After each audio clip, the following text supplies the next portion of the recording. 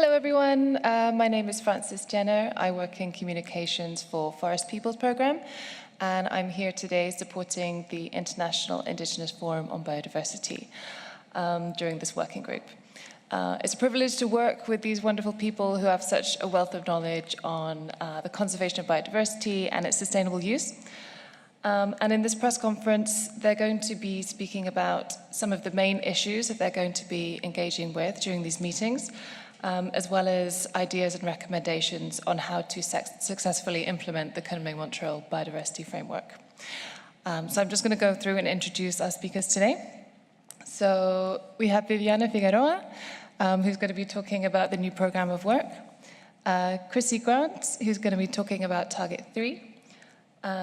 Jennifer Corpuz, who is going to be talking about something exciting. And Ramson Karmushi, who's going to talk about resource mobilization and Indigenous languages. I don't want to take up any more of your time, so I'm going to hand over to Viviana FIgueroa, who's going to start the press conference. Thank you so much. Thank you so much to all. On behalf of the International Indigenous Forum on Biodiversity, we would like to share our views for this meeting. We are in a critical time where biodiversity is being lost, and it is affecting our identities, affecting our food, is affecting our forest. For this, at this meeting, we as IIFB, as International Indigenous Forum, we are hoping that there is an adoption of recommendations regarding the establishment of a subsidiary body on traditional knowledge, which will support parties to develop more guidelines to implement and recognize Indigenous people rights at national level, especially the rights regarding conservation of biodiversity at national level. As you know, there is a lot of studies right now that evidence that the indigenous land and territories are conserving more than 80% of the biodiversity. And for this, there is needed to have more policies at national level. And for this, for us, it's important that the establishment of a subsidiary body, which will be permanent. Currently, we have the ad hoc working group on Article AJ, which has a temporary duration, and we feel that now, after 20 years that this working group is working, it will be really important that the establishment of the subsidiary body on Article AJ. But at the same time, we are discussing about the new program of work for the implementation of Article AJ and related provisions. And this new program of work will be making contributions for the implementation of the Global Biodiversity Framework, which contain a concrete and which was adopted last year in Montreal in December.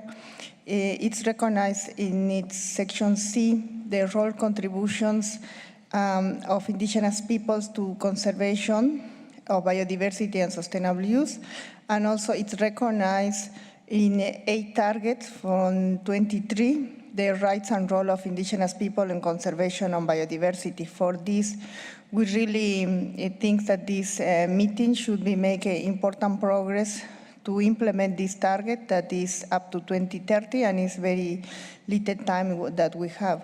For this, we have some targets, tasks that this program of work is trying to have some progress here, and these targets are related to the conservation of biodiversity, which is related to Target 3 of the Kunming-Montreal Global Biodiversity Framework, which recognizes the roles and rights on conservation. Also, the issues on benefit sharing, and unfortunately, since 1992, there is not a lot of progress that Indigenous people are getting benefit from the utilization of genetic resources, and we feel that there is needed more progress. And also there is tasks that are related for the access to financial resources, what we want is that these resources, the financial resources, goes to the community. And unfortunately, right now, the process to get funding or goes to go on the ground it's very complicated. For this, of course, my brother and sister will be deeply adding more information, but for us this is a critical time, but it's an historical time where there can be very significant process in advancing in the recognition of indigenous peoples and local communities in conservation of biodiversity. Thank you. Thank you very much. I'll pass over to Chrissy now.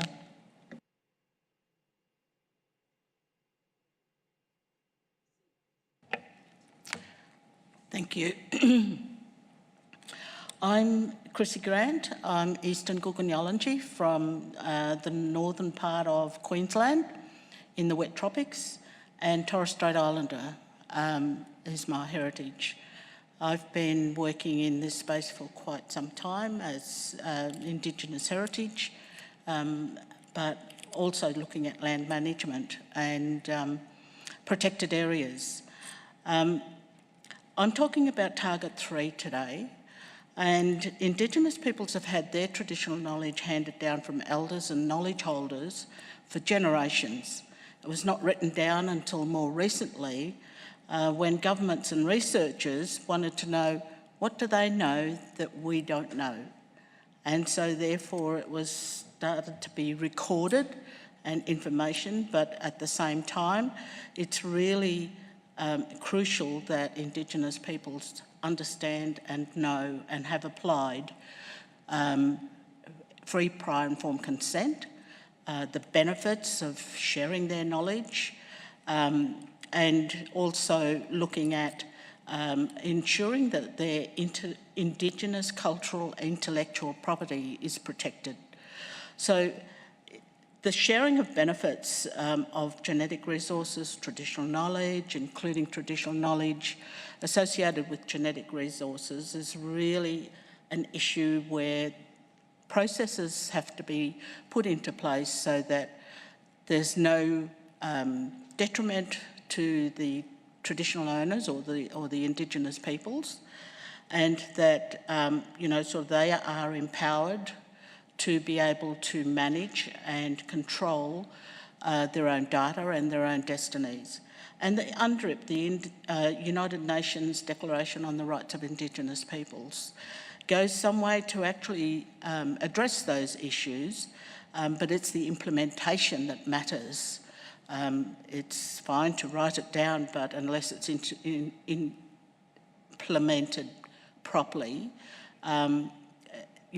they're just words on paper. Under the Convention of Biological Diversity, Indigenous peoples have been recognised as being an integral part of the conservation and management of biodiversity and its ecosystems.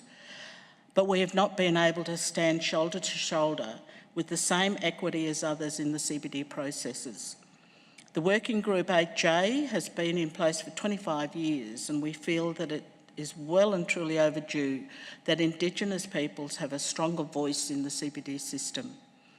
So at this meeting we are discussing the establishment of a standalone subsidiary body, and Jing, our colleague, will do that, and set up, one looking such as those that have been set up for scientific and technical advice and the implementation of the work program of the CBD.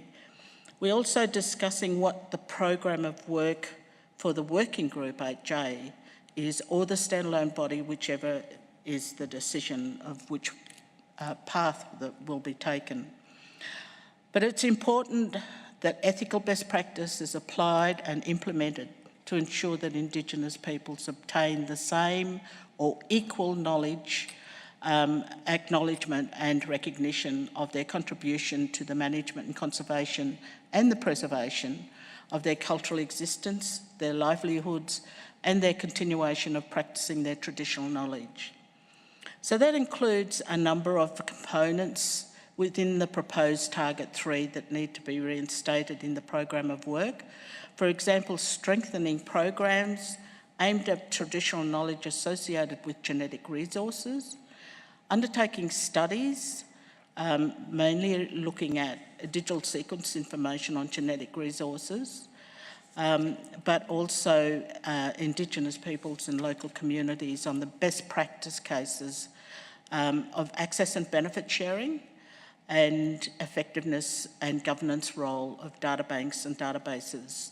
So this might mean that there are not only free, prior, informed consent that needs to be considered when working with Indigenous peoples to obtain information that they have gathered and that is their intellectual property, that there also needs to be consideration that is put into an agreement so that everybody is on the same page. And so the plan of action should include a whole range of capacity building activities and technical and legal advice, and support the initiatives by Indigenous peoples and local communities to develop bicultural community protocols and other measures to ensure their free, prior, informed consent and the effective and equitable sharing of benefits arising from the use of traditional knowledge associated. Generating data and statistics on the participation of Indigenous peoples and local communities and women, including women and youth, in the decision-making and access and benefit sharing, and to improve women's participation from these baselines. So it's hoped that all of this level of information is included in the program of work under Target 3. Thank you. Thank you so much, Chrissy. That's obviously something that's come up a lot, which is the difference between what is written down on paper and the actual implementation of the ground. So that's a really important point. Thank you so much. I'll hand to Ramson next. Thank you so much, and hi everyone. My name is Ramson Karmushi. I am a Maasai from Kenya, and it's a great pleasure to be here and talking about our history when it comes to biodiversity conservation and resource mobilization. It has been said many times, and we continue to repeat and say it, that Indigenous peoples and local communities are custodians of biodiversity. And it is true, yes, we are custodians of biodiversity, and we should go back and look at what are the things that have made us to be the custodians of biodiversity. There are quite a lot of significant elements that are there within the Indigenous peoples and local communities for them to become biodiversity custodians. And one of it is our culture. Our culture is one-on-one with nature. And we are telling people that when we lose our cultures, it is true that biodiversity will continue to suffer. And it will suffer in a way that there is no remedy that can bring biodiversity back if there is no our cultures in our territories. I will tell people, for example, in the areas where we come from, that what keeps our lands open is the use of our own lands. For example, where I come from, it's the pastoralism that we is the one that keeps our lands open. It's not the call to conserve other things. When we don't have that, it will lead to have no use of that land, and each and individual person will go with his parcel or her parcel of that land. We don't know where to put wildlife. We don't know where to put any other type of biodiversity. But when we have our cultures, that helps us to keep our livelihoods the way they are, which is the second thing that I will say. Our livelihoods also will let us to remain with nature the way it is. It will continue to make us like not connected to the land. Biodiversity is also something that's linked to our own lives. We cannot live without it.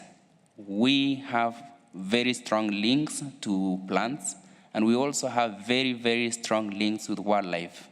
We treat wildlife in our own territories as brothers and sisters, and we treat plants as so many contributing elements to our own livelihoods, including food, medicines, and a significant culturally linked, such as making fire, and use it in terms of different blessings and different rituals, rites of passage.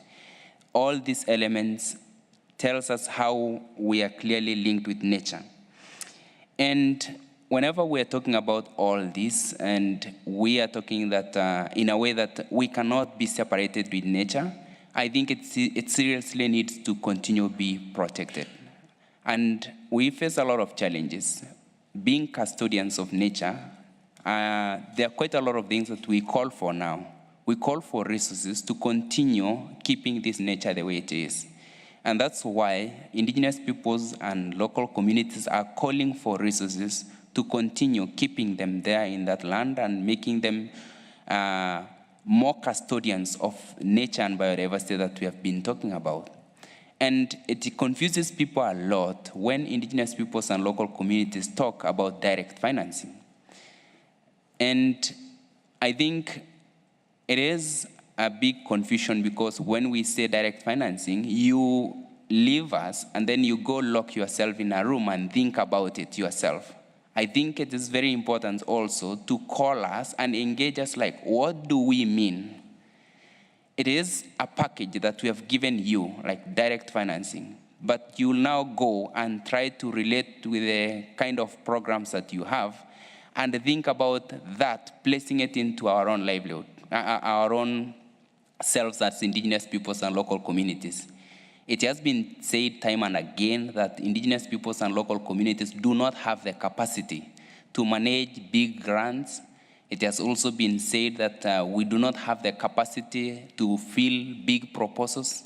I think it should be understood that when you want to make change in our own communities and in our own areas where we are, you should come down also and see the challenges that we are facing and how we want to solve them. It might not necessarily call to fill big documents and write proposals to do the change in the community areas. It might call for a different aspect. And I think we have really proved that Indigenous peoples can also manage big grants. By the way, Indigenous peoples have been managing small grants for a very long time, and this can be one of the indicators that the small grants that we have been receiving have made us to prove that we can also manage bigger grants when given. And whenever someone is setting a grant and naming it, it's to the grassroots, for the Indigenous peoples and local communities. It can only be for us when you bring us on board and think in our own self. And in one way that we think about this and we say it and we continue to say that so that people understand is that don't use the mechanism that you have been using to think that they are the ones that are going to serve us going forward. We should also think of those mechanisms and review them in a way that they fit into who we are and how we're doing things. Sometimes donors really demand things that are not there. You go to very remote areas and someone is asking you for a receipt, which is not there. But if you want people to continue cooking receipts and give it to you, it is possible. But that's not what we are calling for. I think we should call for change. We should monitor what is these funds coming to do in our own areas. That is what we should look for, and not really other things that that the papers that we are looking for.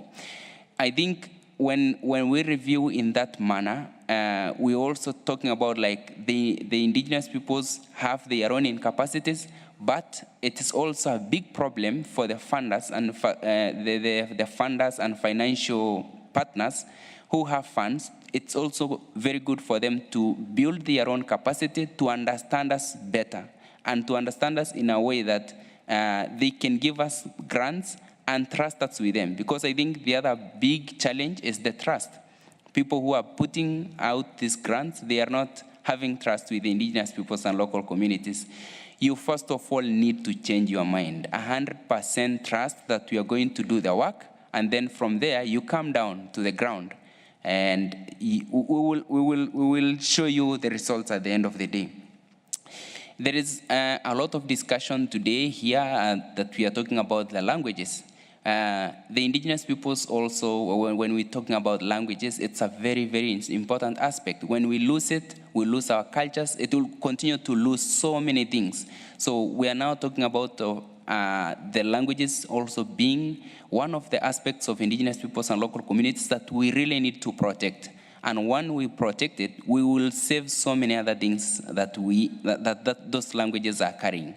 And I think it's also good to realize that it's not the same way that people want to protect the languages, we want to do it. There are so many indigenous systems that are, when we lose them, we continue to lose these languages. How do the languages transfer? How do our knowledge transfer? Those are the mechanisms that we should look for and are only known by indigenous peoples and local communities. And those are the ways that we should put in place so that we can continue to change, to bring change at the grassroots. So we still continue to call for resources to protect all these ways and put ourselves in a manner that we can continue to talk about all our languages, our cultures, and our custodian to nature, even centuries to come. Thank you. Thank you so much, Ramson. That was a great way to prove the sort of indivisible nature of culture, biodiversity, and language as well. I'm going to pass over to Jing now. Thank you. I will try to wrap up the presentation so that you can have a basis for good questions later. I think we are at a very critical and potentially transformative juncture in the life of the CBD. At COP15, the Global Biodiversity Framework was adopted, and that I think it's the very first time that environmental agreement firmly embedded in its strategy a human rights-based approach. It's also the very first time in our work with the CBD that many different targets specifically and explicitly mention indigenous peoples, our roles, rights, and contributions. And I think now with the working group on Article 8J, this is an important station along the way to full implementation of the Global Biodiversity Framework. We are here to offer our perspectives on how best to implement some of the indigenous language in the framework. We have encountered expressions from many parties and from many organizations, saying, we know that there's a lot of indigenous people's language in the framework text. However, could you guide us as to how to implement it? And this is why we are here now at the Working Group on 8J, so that we have a work program to provide guidance on how to implement the framework in a way that respects or that takes into consideration our contributions. I think recalling the COP15 negotiations, we were begging the parties to give us space to be able to help achieve the goals and targets and the vision and mission of the framework. And luckily, the parties listened, and now we're into the brass tacks, so to speak. We're going into the details. And for us, I think success, what would success look like in this working group? Number one, we have a robust work program that has in their tasks that gives clear guidance to all that would implement the framework on how to respect indigenous people's rights, how to include indigenous people's rights, and how to implement a human rights-based approach in the implementation of the framework. Another indicator of success is the institutional arrangements. In the past, we have worked in the framework of a working group, as Viviana said. However, a working group is supposed to have a finite lifetime. It's clear now with the framework that indigenous peoples are never going to go away because we have we had served as guardians for our lands for tens of thousands of years in the case of the Aboriginal people in Australia. And we're not going away. So we are not a temporary issue here in the framework, in the CBD. Therefore, it's important to have a permanent body that would include Indigenous peoples in a subsidiary body, so that we can continue to make our contributions to the implementation of the CBD and continue to make sure that, that biodiversity doesn't get lost and that the important places in the earth and in the oceans are protected. Thank you. Thank you so much. I'd like to open the floor for any questions to our panelists. Hand down. Can I give the floor to Botswana?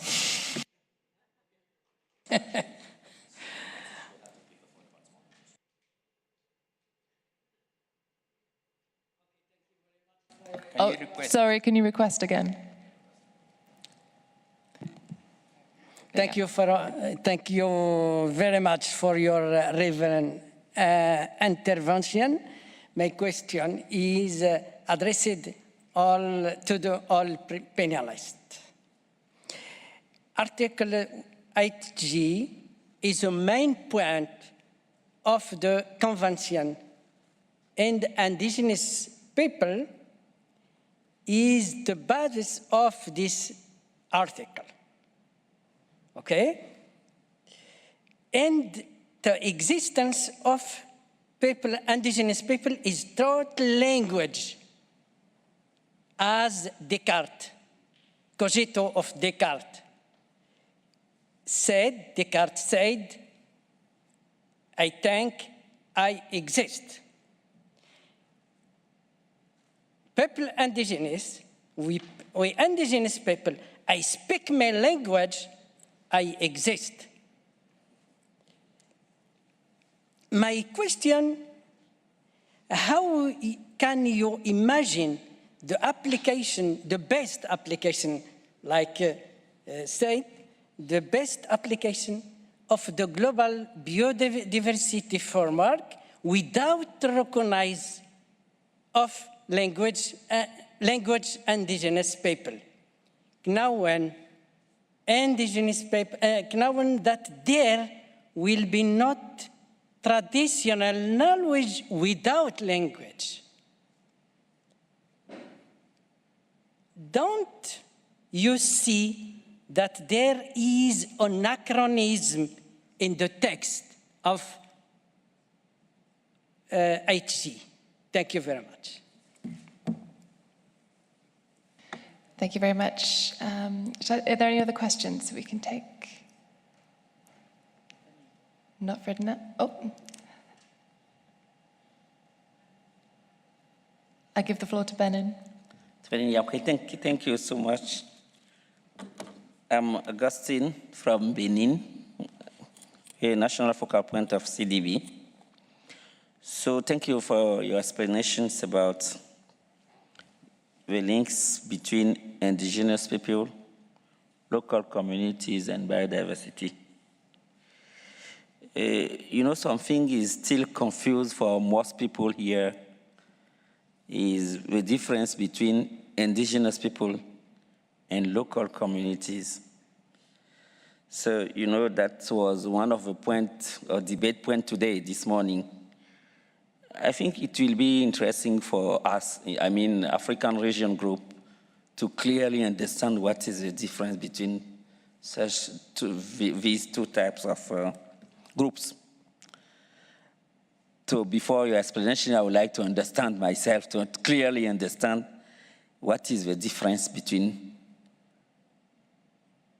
Indigenous people and local communities.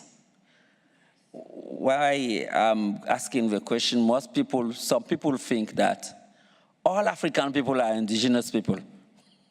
I don't know if you have the same point of view or if you have other point of view. I think I will be very glad to better understand this topic. Thank you. Thank you very much. One more question before we go to the panelists? If not, I'll pass over to the panelists. Who would like to go first? Thank you. And thank you, Mohammed, for your question regarding language. We think that the indigenous peoples, local communities, traditional knowledge and indigenous language has a key role and central role for the implementation of the Kunming-Montreal biodiversity framework, especially for the achievement of the targets. Why I'm saying this, in my community, for example, if we lost the language, we lost the knowledge. And if we lost the knowledge, we lost the management. If we lost the management, we lost biodiversity.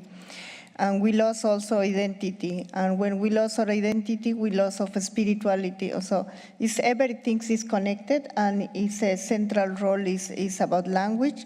For us, for this, is important that the new program of work include tasks regarding the role of indigenous language and the role of the importance of the participation in decision-making on biodiversity matters. For this, I think, and we know from the studies from UNESCO that most of the indigenous language in the world are currently in risk. And for this, we feel that there is needed to have very proactive and very important measures at national level. And in this session, we have a great panelists who share their experience and work on indigenous language. And also there is for considerations, recommendations regarding the policies that the countries should do it and support it, the promotion, revitalization, revise of indigenous language. For this, we think that it's really important for the achievement of the global biodiversity framework. Thank you.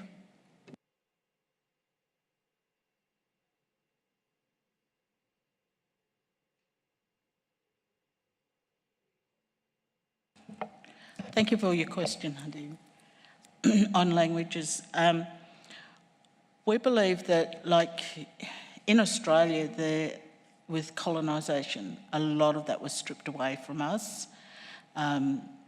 Language was a really important part of identity, and the people that do continue to speak language are in such remote areas that they weren't impacted as greatly as those along the coastline of Australia, and particularly on the east coast of Australia. We have up to 250 language groups. It's like a mini United Nations. They all had their own languages. Some of the dialects were understandable by others, and in some cases, some of the words that were used and understood and in common were on opposite sides of the country. And we're such a big country that, you wonder how come. And it was because of the many generations, and as Jing had said, we have now proved and tested 65,000 years of Indigenous people's occupation of the lands and waters in Australia. And that meant the Great Barrier Reef didn't belong there. There was nothing there until only 8,000 years ago.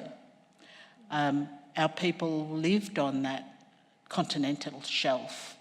But all of that that went with it was the practice of languages, the practices of traditional knowledge, the generational transmission of that knowledge.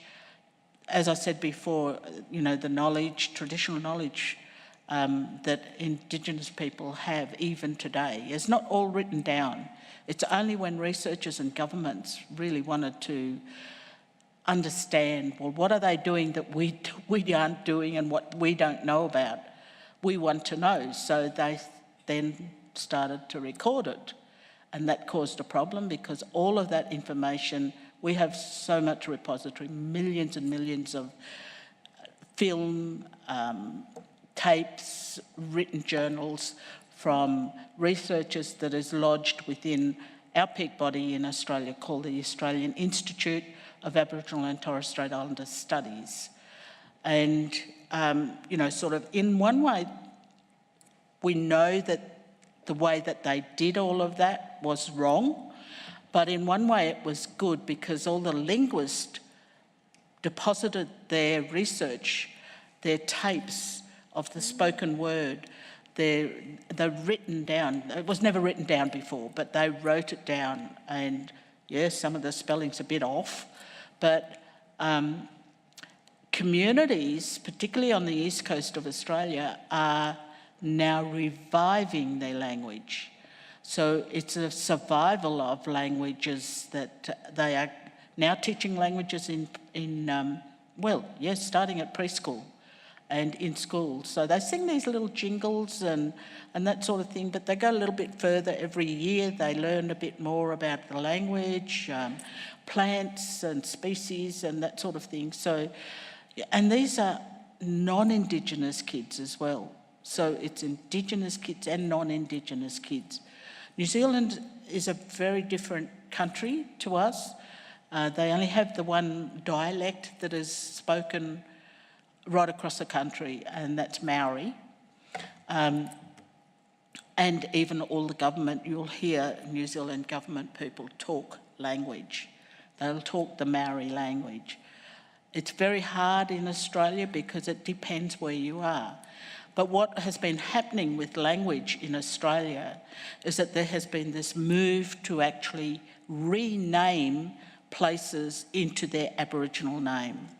So a World Heritage place like Fraser Island, which was one of the first World Heritage listings in Australia, is now called Gari.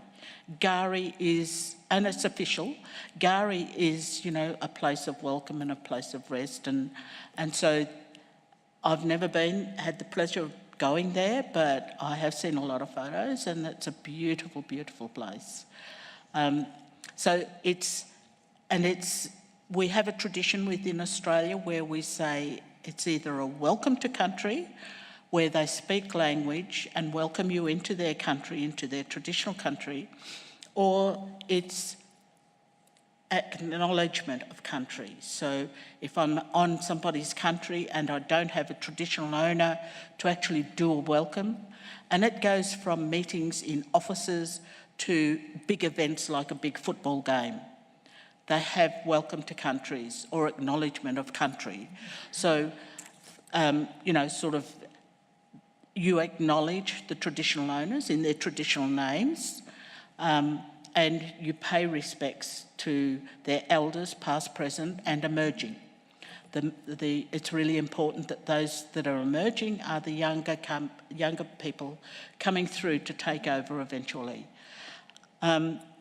So there has been some change in language and spreading throughout the community as a whole. So you'll see programs on TV, the news programs on ABC, which is the ABC television that just has news for 24 hours a day. Every time they get onto a new program, they'll say, we acknowledge the traditional owners of the land that we are working on. Airlines, as soon as you land into a place, we acknowledge the traditional owners of the custodians of these lands, of the land, waters and air of which we work and fly. So it is going throughout a whole heap of different industries, governments, education, all of that sort of thing. So, I mean, that is the biggest improvement and the biggest, I suppose, movement of using language in Australia of Aboriginal peoples. And Torres Strait Islanders are, they are a different group of people. They have the diversity of cultures, different sorts of cultures. It's more like the Pacific Islanders. Their practices, they live and work and play on the sea. So they are bound by sea all around their tiny islands. But yeah, it is a different culture, but they've combined. As I said before, I am Aboriginal and Torres Strait Islander descent. My father was Torres Strait Islander, my mother is Aboriginal. So that happens often in Australia. But both of them have their own flag to recognise Aboriginal people and Torres Strait Islander people. Both of them are official flags, and in government offices and other offices, you will see not only the Australian flag flying, but the Aboriginal flag and the Torres Strait Islander flag flying on their own flag posts next to the Australian flag. So, yeah, I'm digressing a bit, but yeah.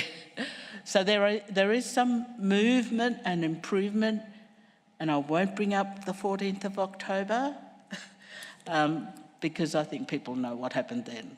Yeah, it's very disappointing for us that, I'll leave it at that. Thanks. Okay, thanks for the questions. I'll first touch on the languages, and just to say, they have shared a lot of perspectives, but just to say that languages is one of the 4 indicators that were already adopted by the COP. And the reason why, because when you think of it, why do we have languages in a convention that talks about biodiversity conservation? And it's because it's a proxy indicator. They've discovered that where there is cultural diversity, biological diversity also abounds. So what I would like to introduce, in addition to what has already been said, is that, just university courses to teach Indigenous language is not enough. We have to protect the material basis where the languages come from. And this is the land, the territory, the waters, and the resources where Indigenous peoples are, because this is where the languages come from. The Inuit have more than 100 words for snow. We discovered that we have lots of words for rice, no? And that comes from our relationship with the land. So I just wanted to make that connection. Now on Indigenous peoples, there is a convention called ILO 169. It's a convention by the International Labour Organization, and it's on Indigenous and tribal peoples. Now, there is no definition at the global level of Indigenous peoples. There is also no definition at the global level of local communities, but we can draw a parallel with ILO 169 in their Article 1, where it talks about tribal people, and it's about, I'll read it out, cultural and economic conditions. People whose social, cultural, and economic conditions distinguish them from other sections of the national community. So it's more cultural, common culture. However, for Indigenous peoples, there is a connection to a geographical area or a territory. And of course, you also have the other hallmarks like culture, language, traditional knowledge, and so forth. So that's the main distinction. Now, I know it's difficult. I come from Asia, in the Philippines, and it's difficult to distinguish who are Indigenous, who are not. Because, for example, if you go to New Zealand, to Australia, to Canada, to the US, it's clear. The colonizers came and then they stayed. And now the original inhabitants are, have been pushed, marginalized. In the Philippines, our government, when we were proposing a law on Indigenous peoples, the anthropologists were saying, what do you mean? I mean, all of us were here. All of the people in the Philippines were already in the Philippines at the time of colonization. And the point of the departure, when we developed our law, we were inspired by ILO 169, by the working definition used by the UN. But also, we said that it depends on the response to colonization. My people are a mountain people. When the Spaniards came, we were able to defend the mountains by guarding the mountain passes. So we were never colonized by the Spanish. And so our law recognized the response to colonization. That's one. The second is the unbroken relationship with the land. And in our law, the way it's expressed is that we have collective land titles over our territory, which we call ancestral domain. And so that's the other hallmark, collective ownership of the land. Then you have collective governance, and of course, common language, common culture, common history, and so forth. So there was deliberately no global definition of indigenous peoples because it's up to the countries here. We are very diverse. All over the world, the situations of indigenous peoples are very diverse. So it's up to us to define who indigenous peoples are. So we were, I didn't realize that I was indigenous before I went to university outside of our territory. And then I had to say, and then they said, and I said, in university, it's, if you go to the Philippines and you ask the people there, they know who the indigenous peoples are. And usually it's because they are the Igorot, and we have this thing in our traditional attire, and they said, oh, those are the people with the tails. So it's clear, because there's sort of this discriminatory aspect. So they say, oh, it's these people with these weird beliefs. Oh, it's these people, and maybe I'll end it here. My uncle was in a meeting where he was trying to explain who indigenous peoples are, and he says, in our community, what is mine is yours. No? Whatever I own here is owned by the community. Whatever I produce here, it's collective. But anyway, there's a joke there based on language, but I will not repeat it. Maybe it's inappropriate. But that's the distinction. And just to close it off, in the convention itself, in Article 8J, there is already a delimitation of what local communities means. It's not just any local community, it's local communities embodying traditional lifestyles relevant for the conservation and sustainable use of biodiversity. So we use local communities as shorthand, but it's actually this very specific group of people for the purposes of the convention. So it's not just any local community. And then indigenous peoples, the other conventions, the UN Declaration on the Rights of Indigenous Peoples, ILO 169, and so forth, take care of sort of a definition. Thank you. Yeah, thank you very much. I think they have really talked in details, and I will be very brief in terms of how I can talk about the point, for example, from Andaine. And he was actually asking like the application. And I think when it comes to languages, I think it's one thing that we are born and we get it. So we really don't graduate from the language because we learn it since the day we are born. And that makes it very interesting because we learn everything in that language. Of course, we are losing it, and we all know the challenges that we are facing to lose our languages. It is the external pressure that's making us to lose our language. It is the needs we have today. For example, I am a Maasai. I grew, that was my first language. It's the first language of my mother and the whole of my generation and everyone. But I grow in town, and of course, when I grow in town, there are different other languages, there are different other needs, and there is a need for everyone to communicate, including my children, to communicate the language that's being communicated there. So those are many of the challenges that we are facing. Education, the changing of where we are at the moment, and so many other aspects. But at the same time, our indigenous people's knowledge and the way we pass it has been made informal. And that is the biggest problem, because all this knowledge, they came into our lands, and we accepted to make it formal. And we made our own self-knowledge informal. Of course, we don't graduate out of our knowledge because we don't go to school and study it and do exams and pass a degree of knowing how the Maasai, for example, relate with nature, how your community relates with nature.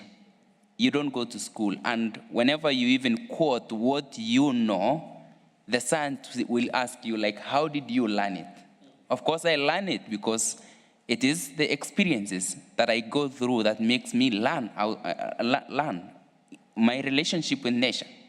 I know how to escape human-wildlife conflict because of the practices we have been doing with my father and my grandfather and nature itself. So the thing is, there are so many things that are not spoken, But I think the thing is, we don't have room today to exercise the things that we have been doing. Some of them are passed through stories, others are passed through practices that we are doing in relation to nature, such as escaping human-wildlife conflict, such as doing things like how do I cut trees to give my livestock food? Is it to cut a whole tree from the bottom, or to cut some branches?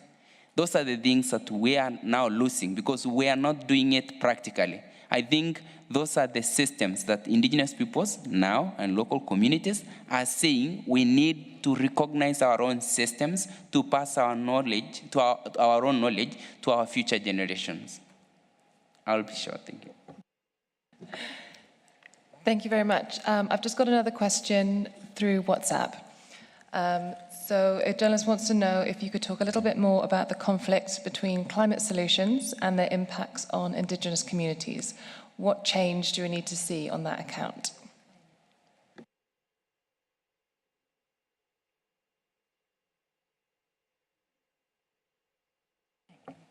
I will just answer climate in a very short. Of course, there are quite a lot of things that are changing when we come here and we talk about things. But when we go back to our communities, of course, there is a lot of knowledge that's there that's not being affected. Of course, rains are changing because of climate, droughts are becoming more frequent. But at the same time, our indigenous people's knowledge can still interpret when the rain is coming, whether it's in the right time or not. Even if it has changed, we can still monitor the things that are happening in the land and we can tell.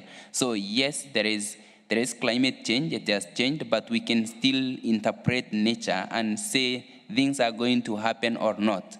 And there is actually one day that one elder, I went and asked him, like, is there climate change? Do you think there is climate change? And then he said, there is no climate change. It's just these people who have come and took all our land. We usually had droughts. We usually had long rains at some times. But because of the competing land use practices, that's the only thing that has changed. If we have our own land and managing it in the way we had it before, we will still manage it. We migrate from one place to another, and by the time we come back to other places, we are not affected by drought. But today, we are being affected by droughts, and people say it's climate change, but it's not. There is also quite a lot of data that is showing, of course, it's changing, and it's true it's changing, but at the same time, in Kenya, for example, the rain, for example, the water has become, like, downpours are becoming high. But the amount of rain that the amount of water that we are receiving, it's still the same. If we are receiving 150 millimeters per year in that area, that's what we are receiving. Be it being in a short time or a long duration of time, it's still the same. So there are changes, yes, but I think there are quite a lot of things that we are still having, like in terms of our knowledge to interpret when what is coming, using stars, using the movement of ants, using the movement of flies, using the movement of, and also the changing of trees falling, leaves falling and leaves being on trees, flowering of trees, movement of bees. There are so many things that we can show, but it has not affected our knowledge. Thank you. Yeah, the only thing I would add is that indigenous peoples are highly vulnerable to climate change. And climate change, it's been also established by the IIFB as one of the main drivers of biodiversity loss. So I think Ramson covered that. But from my end, what I wanted to say is that for some climate solutions, we are also in danger of our rights being violated. I'm talking about carbon markets. Tree planting, for example. Sometimes when you look at a problem just from the climate lens, you would say, oh, the solution is to plant more trees. But if it's trees that is not native to a particular area, then you are doing more harm than good. Or if it's trees that are, for example, in our community, people came, the Environment Ministry came and said, we plant fast-growing trees. But without realizing that the fast-growing trees depletes the water it sucks up so much water that, it caused a drought. So, and then of course you have things like RED+ and things like mining for batteries, for electric vehicles. So I think it's important to look at things in a holistic way, no? A solution should be looked at from a biodiversity lens, from a climate lens, but also from a rights lens, no? And so even if it's desirable to shift to renewable energy like batteries, we still have to be careful that we are not violating the rights of Indigenous peoples by carrying out all of this mining in Indigenous territories and destroying the land and the resources in the name of the energy transition. So the short summary of that is that we are victims of the changes, but we can also be victims of the solutions. And if we want, to be able to have the right solutions, we have to be respectful of the rights of Indigenous peoples, and we have to take nature into consideration. Thank you.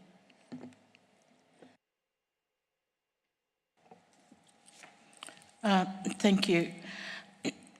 People might know that Australia had big bushfires in 2019, 2020, and we have them every year.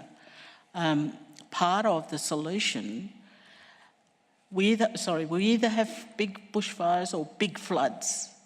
But I think that they are connected in some way. And that way is that, sort of the topsoil is washed away when the rain comes, so therefore it doesn't soak in, and that might be after a big fire because there's nothing to hold that topsoil there. Sorry. But part of it is being able to do fire management. Now, Aboriginal people do fire management all across the country, and they've been doing it in some places where the colonisers have come. They had stopped the practice of Aboriginal people using fire management to manage not only the environment, because it just refreshes the whole thing. Some of those plants, endemic species, are reliant on fire to spark them off and spark the seed off so that it can regenerate. So there is, sort of in other places where they've been practicing it, sort of for generations. And now, after the big fires that we had all the way down the east coast of Australia, from Queensland, central Queensland, right down into Victoria, there were so many species lost, so much destruction across the environment and the land from fires, so much that was lost through private and personal loss, with houses burnt down, their animals got caught in the fire, and, sort of their stock, was just burnt to death. And I think that had the fire management practices been kept up, it would not have gotten to the stage that it did, because it created a windstorm of themselves. And I've lived through one fire, was threatened with another when I moved away from that area. So it's not something that you treat lightly. You have to, ensure that you've got ways and means and a plan to actually get out of the way of the fire, because fire is not going to stop for anybody. So I think the solution there is that, and the governments, some governments and some private farmers have actually employed Indigenous peoples to now go through a process of having a fire management strategy on their properties.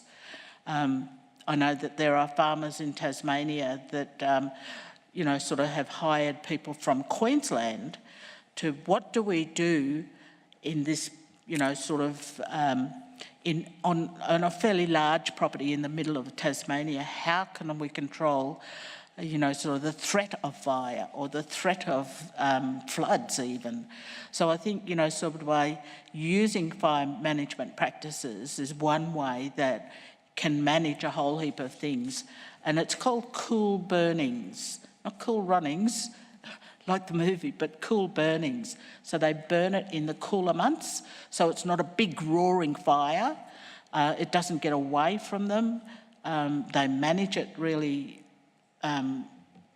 easily and slowly because it's a slow burn. And that happens all across the country. And you might burn one area, but you might not come back to that area for another 4 or 5 years. That then becomes a patch burning. So they do cool burnings through practice of patch burning. But yes, there are other Indigenous groups that are looking at, carbon and, nature repair and all those sorts of things that they can, become economic through, sort of being involved in those sorts of programs as well. So, that for us, the solution is, sort of working with Indigenous peoples about their traditional knowledge about how to manage the land and the environment. And there wasn't bush all around. We call it bush, but, some people call it forest. There wasn't bush all around across the whole country. There were cleared areas because, sort of, if somebody did a reconstruction of what a particular area near the Sydney Cove looked like, and, sort of there was no evidence of trees being there before. Sort of they must have done some scanning under the earth to see if there's any root systems there. And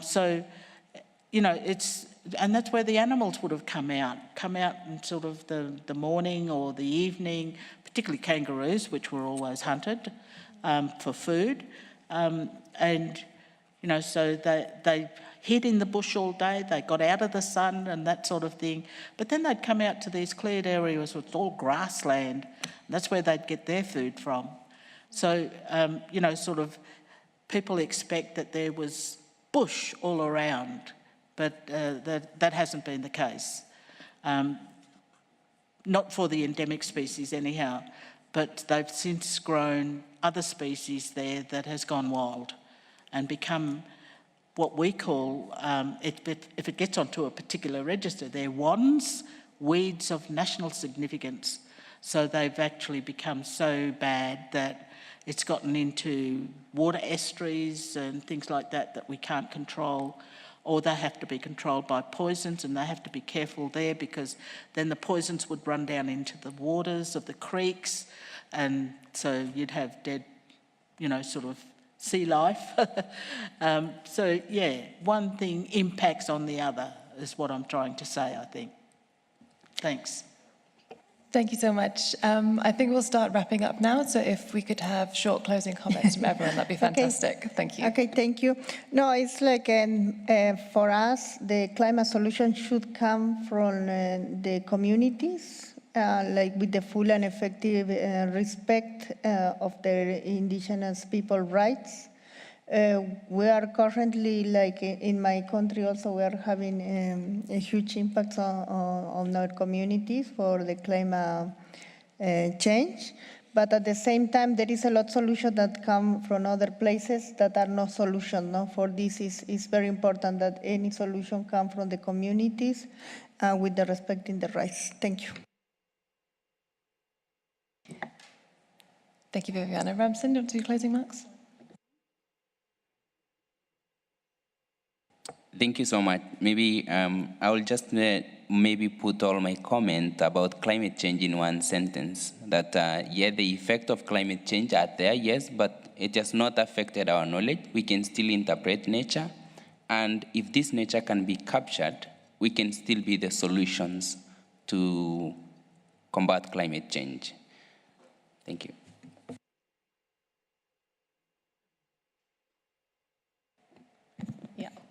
Yeah, I think we need to take the next step in enabling Indigenous peoples to continue to contribute to the work of the Convention and to addressing the crises, climate crisis, biodiversity crisis, and so forth. And we can do that by adopting the program of work and by developing methods of work that enshrine and honor the contributions of Indigenous peoples.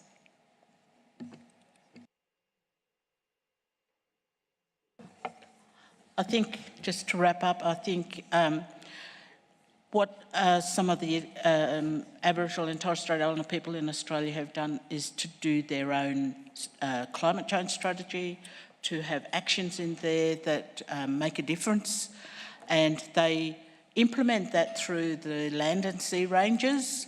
So they're working on the land and the sea the whole time, and now government is actually starting to see the results of that and saying, okay, you know, sort of we need to listen to them. We need to incorporate traditional knowledge into some of our actions and strategies as well. So I think that's a good move. Thank you. Fantastic. Thank you very much to our panellists, and thank you for everyone for being here. Have a lovely rest of your evening.